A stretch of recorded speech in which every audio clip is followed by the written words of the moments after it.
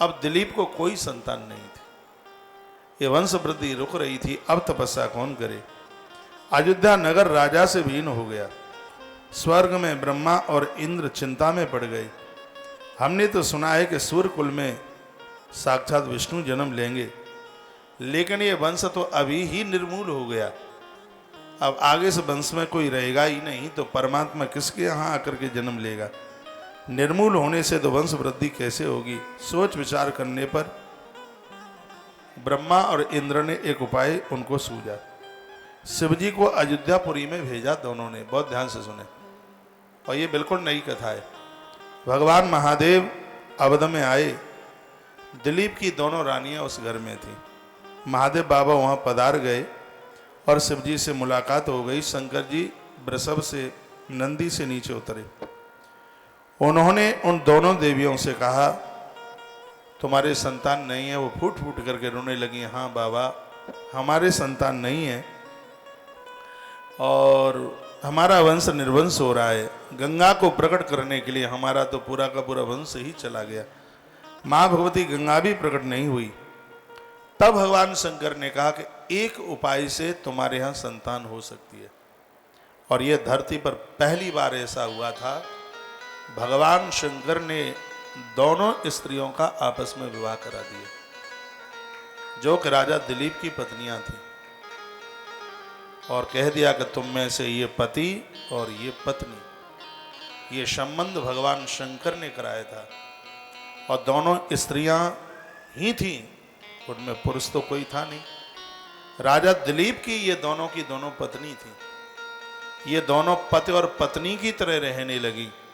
भगवान शंकर का कोई ऐसा चमत्कार हुआ होगा कि दोनों स्त्री थी। स्त्रीत्व होने पर भी ग्रंथ में वर्णन किया है, एक नारी के गर्भ में संतान चल करके आ गई। भगवान ने कृतवास रामायण में महात्मा ने लिखा है कि एक रानी गर्भवती हो गई और समय आने पर 10 महीने के तत्पश्चात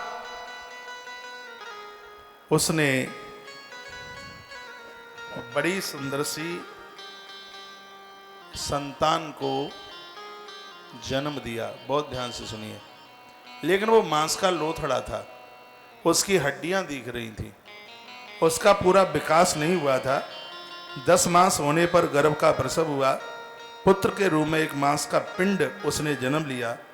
पुत्र के पिंड को लेकर दोनों क्रंदन करने लगी, दोनों रोने लगी।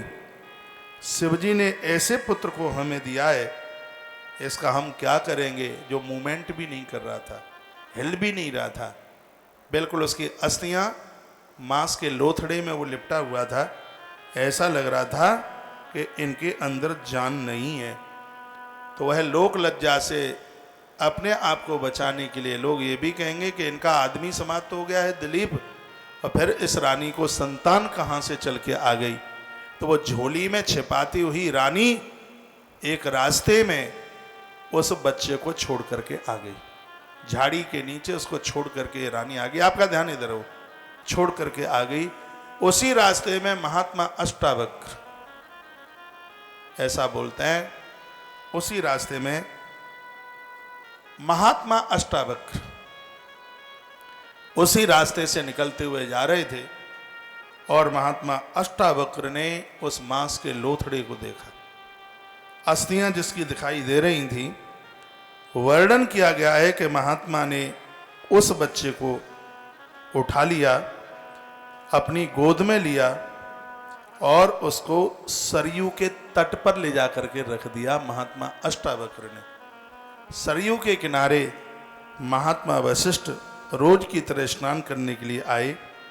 आज ध्यान में बैठे हुए थे तो मुनि ने कहा, मुनि अष्टावक्र ने कहा, हे महापुरुष, हे महात्मा, इस बच्चे के ऊपर दया कीजिएगा। और यह बच्चा ऐसे ऐसे मुझे रास्ते में मिला है। ये वो अष्टावक्र महात्मा है जिनका शरीर 8 जगह से टेढ़ा था, लेकिन वह इतने तपस्वी थे। रास्ते में पड़े हुए उस बच्चे को लेकर के आए, सरयू के किनारे पर ला करके पहुंचा दिया।